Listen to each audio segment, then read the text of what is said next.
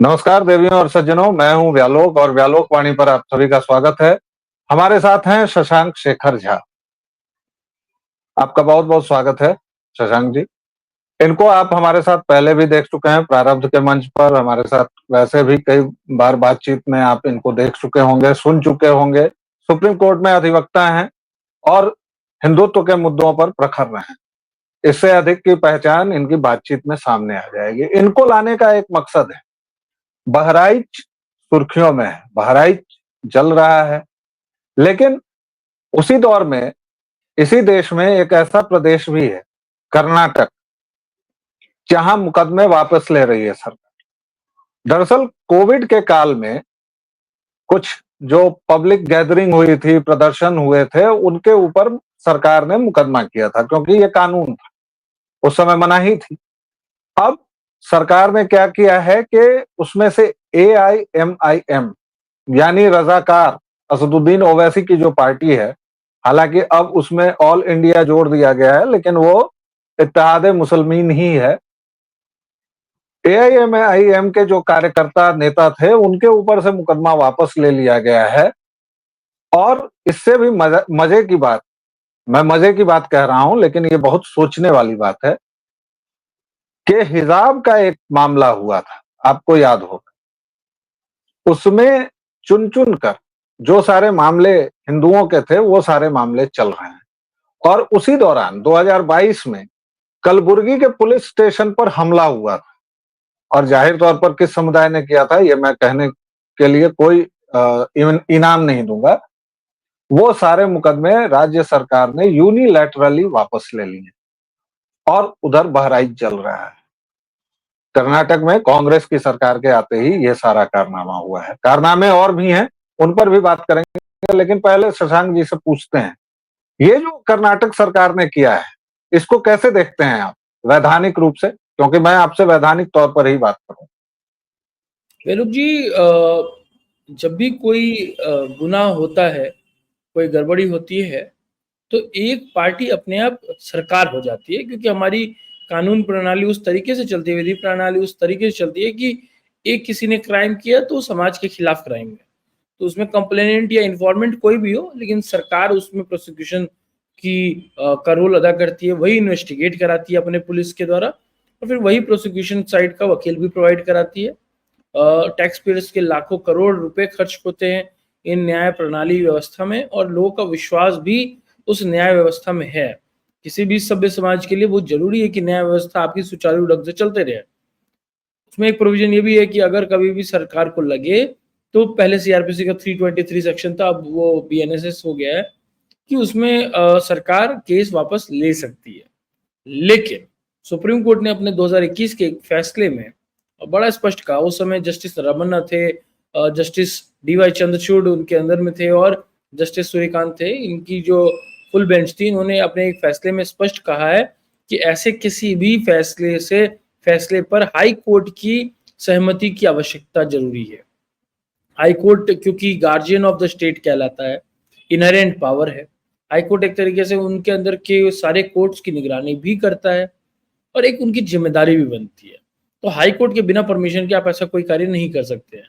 अब ये जो कर्नाटक का मामला है, आप देखिए कि पुलिस स्टेशन को अटैक करने वालों के ऊपर में से आपने FIR वापस लेने की बात की है, तो ये कैसा मैसेज जाएगा? आप हिंदुओं के ऊपर से वापस नहीं ले रहे, मुसलमानों के ऊपर से ले रहे हैं। जो कह रहे हैं कि हम बुर्का पहन के स्कूल कॉलेज जाएंगे, उनके फेवर में जो प्रोटेस्ट कर रहे हैं उनके खिलाफ आप वापस ले रहे हैं, लेकिन जो कह रहे हैं कि नहीं नहीं बुर्का पहन के अलाउ नहीं होना चाहिए, उनको आप कह रहे हैं कि नहीं, तुम केस सभी भुगतो। तो ये जो मैसेजिंग है वो कर्नाटक से आ रही है, जो कि बहुत गलत है।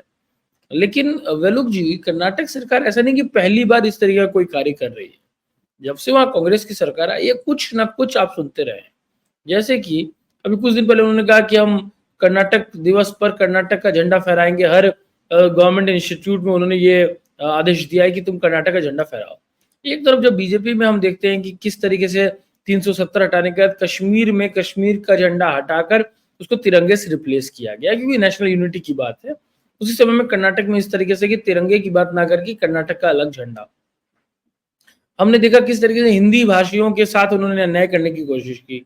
90% तक आरक्षण की बात कर दी गई लोकल लोगों के लिए। बाद में जब उसका बहुत मुखर रूप से विरोध हुआ और वो जो प्राइवेट है सॉफ्टवेयर जायंट वगैरह और ऑर्गेनाइजेशन, उन्होंने कहा कि हम दूसरे राज्य चले जाएंगे, तब इन्होंने अपना फैसला वापस लिया।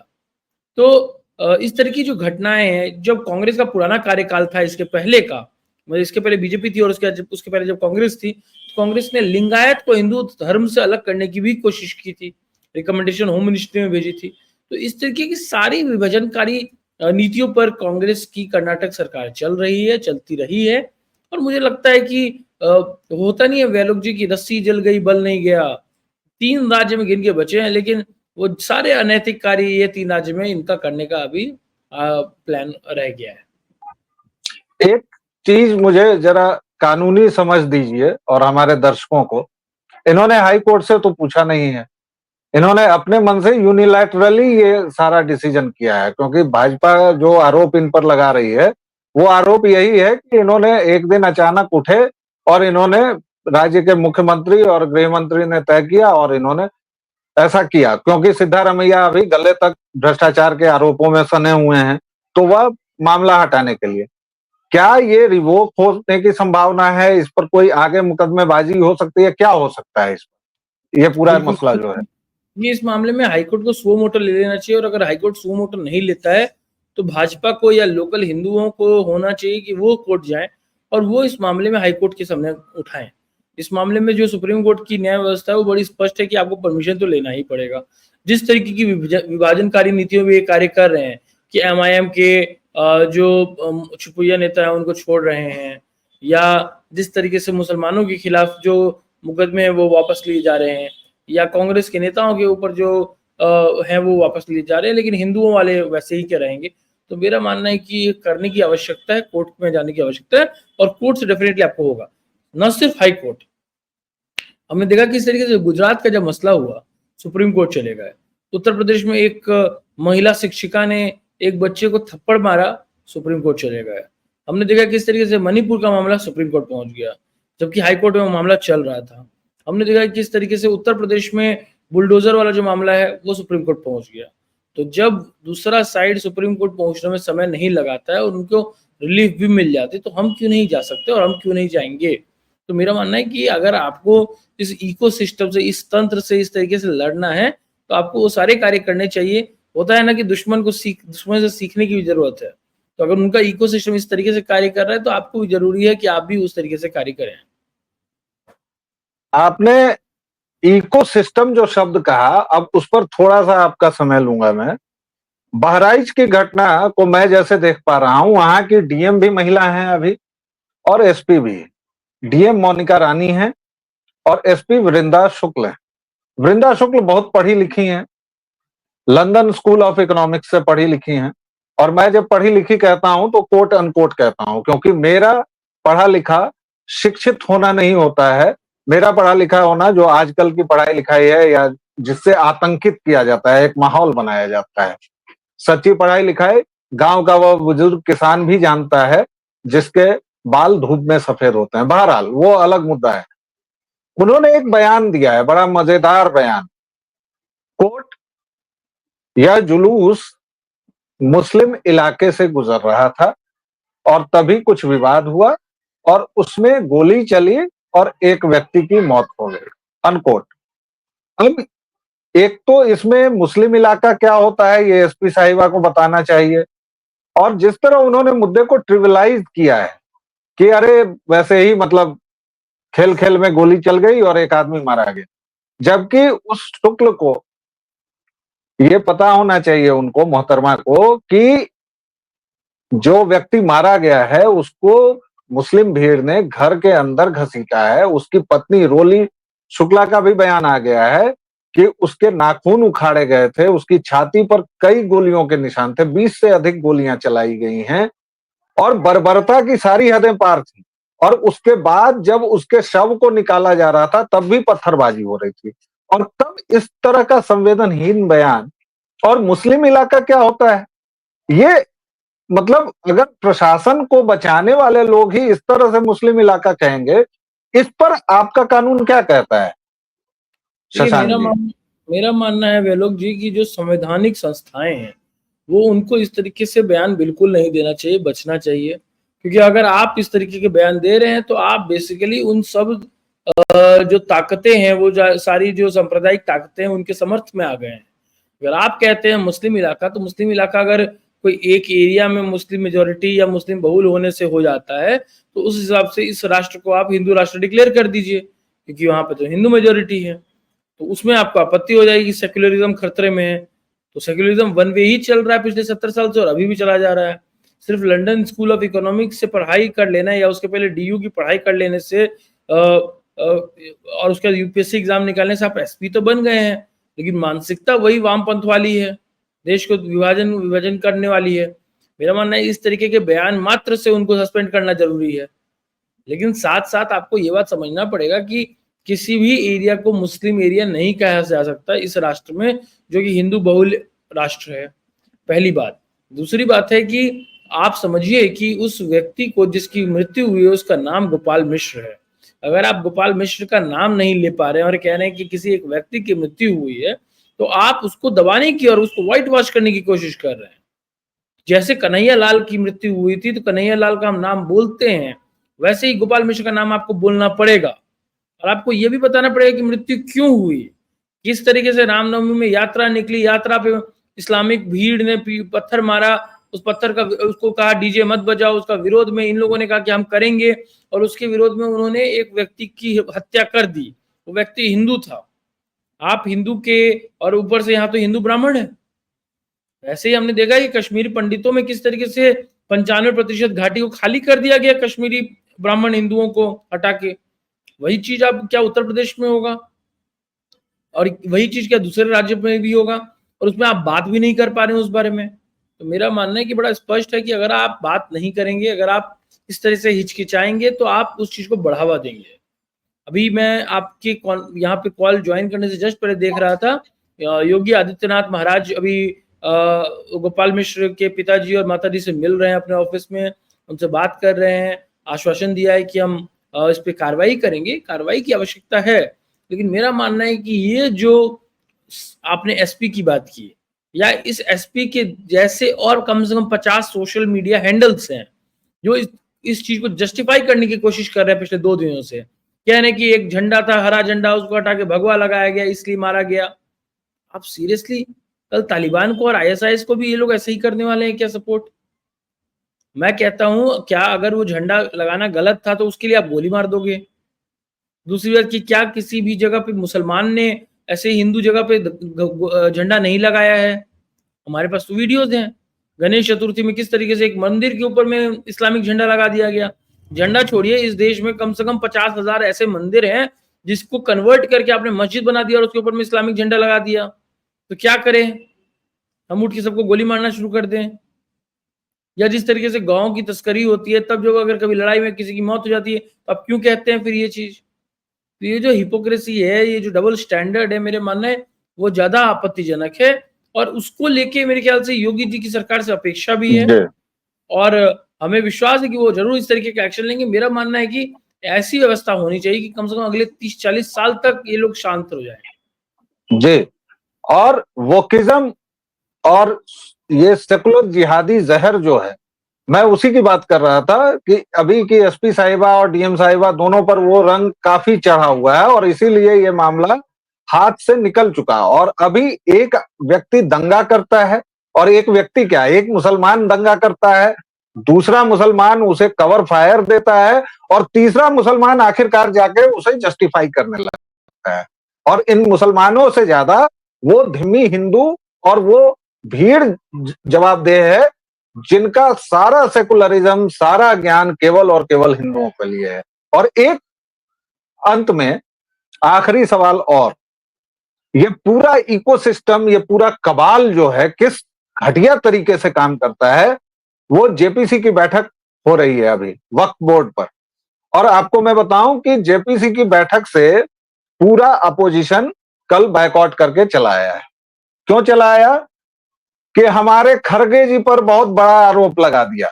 खड़गे जी पर क्या आरोप लगा भाई? कि उन्होंने वक्फ के साथ मिलके और जमीनों का घपला किया है। अब ये चलिए मैं अभी इसको साइड रख देता हूं। लेकिन कर्नाटक सीएम की वाइफ ने कुछ जमीन तो लौटाई है और खड़गे जी के सुपुत्र ने भी कुछ 5 एकड़ जमीन लौटाई है। ये क्या मसला है? तो मतलब आपने एक तरफ तो ये साफ साफ दिखा दिया कि भाई साहब हम कहीं ना कहीं कुछ फंसे हुए हैं, इसलिए ये ले लो, छुटकारा दो हमें। और दूसरी तरफ आप जेपीसी का बायकॉट कर रहे हैं। इसको कैसे देखेंगे, इसको कैसे परिभाषित करेंगे आप? देखिए ये तो एक बात तो सही है कि कांग्रेस ने अपने अलग अलग समय में वक्त को इतना मजबूत कर दिया और इतना स्ट्रांग कर दिया कि आज हो गया है कि वक्त अपनी मनमानी पे उतर आया है। जिधर वो आंख देखता है उसको अपने कब्जा में ले आता है, चाहे वो राष्ट्रपति भवन हो या प्रधानमंत्री आवास, चाहे वो काशी विश्वनाथ का मंदिर हो या अयोध्या का राम जन्मभूमि मंदिर का, चाहे वो एंटीलिया मुकेश अंबानी का एंटीलिया हो, चाहे वो दिल्ली का 70% हिस्सा, चाहे वो पटना हाईकोर्ट हो या इलाहाबाद हाईकोर्ट, चाहे वो सूरत का म्यूनसिपैलिटी हो, चाहे वो तमिलनाडु का वो गांव जहां पे 95% हिंदू रहते हैं। तो ऐसे हर चीज को क्लेम करता गया है वह, क्योंकि उसको आपने भस्मासुर जैसी शक्ति दे दी है कि भाई जिधर देखना है उधर तुम्हारा हो जाएगा। और मैं कहता हूं इतने पावर और इतनी शक्तियों के बाद भी मुस्लिम समुदाय आज भी गरीबी में है, आज भी मुस्लिम समुदाय पिछड़ा हुआ है, आज भी मुस्लिम समुदाय के लिए आपको अलग से आरक्षण की बात कांग्रेस बार बार करते रहती है, आज भी मुस्लिम समुदाय के लिए आपको अलग अलग स्कॉलरशिप लाना पड़ता है। सच्चर कमेटी की रिपोर्ट हमने सबने देखी है। लोग आज भी हमने देखा है किस तरीके से मुस्लिम समुदाय मजबूर होता है, एटलीस्ट कहता है कि हम मजबूर हैं, और रोड पे नमाज पढ़ने के लिए उनको व्यवस्था करवानी पड़ती है। इतने जमीन और इतनी संपत्ति होने के बाद भी अगर आपको नमाज रोड पे पढ़ना पड़े, इसका मतलब कि वो जो संपत्ति संभालने वाली जो कमेटी है जिसका नाम वक्फ बोर्ड है वो खराब है, बेकार है, सड़ी हुई है, गली हुई है, उसको आपको रद्द कर देना चाहिए, समाप्त कर देना चाहिए। इस केंद्र सरकार ने उसको समाप्त नहीं करके उसको अमेंडमेंट की बात की, अमेंडमेंट का इन्होंने विरोध किया। कल ही हमने देखा किस तरीके से केरल असेंबली में इन्होंने कहा कि हम इसको अनकॉन्स्टिट्यूशनल मानते हैं और एक प्रस्ताव पारित किया। अब जेपीसी, अब जैसे सोचिए, जे पहले कहते थे कि भाई भाजपा अपने मनमानी तरीके से कोई भी बिल पास कर देती है, इस बार बिल पास ना करके ज्वाइंट पार्लियामेंट्री कमेटी में भेजा गया, जहाँ पे लोकसभा और राज्यसभा के अलग अलग सांसद गण उस पर बात करेंगे, अलग अलग दल के होंगे वो लोग, एक्सपर्ट अपनी एडवाइसें देंगे और उसके बाद उसमें जो चेंजेस की जरूरत पड़ेगी उस बिल में वो आएगा प्रपोज होके।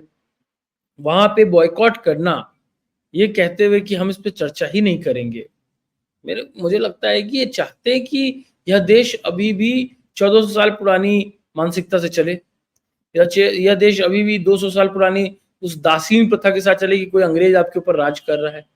यह देश उस 70 साल की कांग्रेस मानसिकता के साथ चले कि करप्शन करो, करप्शन के बारे में कोई बोलेगा नहीं। तो ये जो तौर तरीके हैं वो बदलने की जो कोशिश है कि इस देश को ना वो 1400 साल पुरानी वाली मानसिकता, ना वो 200 साल पुरानी दासीन मानसिकता, ना वो 70 साल पुरानी कांग्रेस की मानसिकता, उन तीनों से बाहर निकल के अगर आपको इस देश को सर्वप्रथम आगे रखना है, वर्ल्ड के 3rd हाईएस्ट जीडीपी में लाना है, बड़ा करना है, डेवलप करना है, तो मेरा मानना है कि इस तरीके की चीजों से हमें बाज आना चाहिए। स्पेशली जो नेतागण सांसद बन के चुन के गए हैं उनसे ये ज्यादा अपेक्षित है।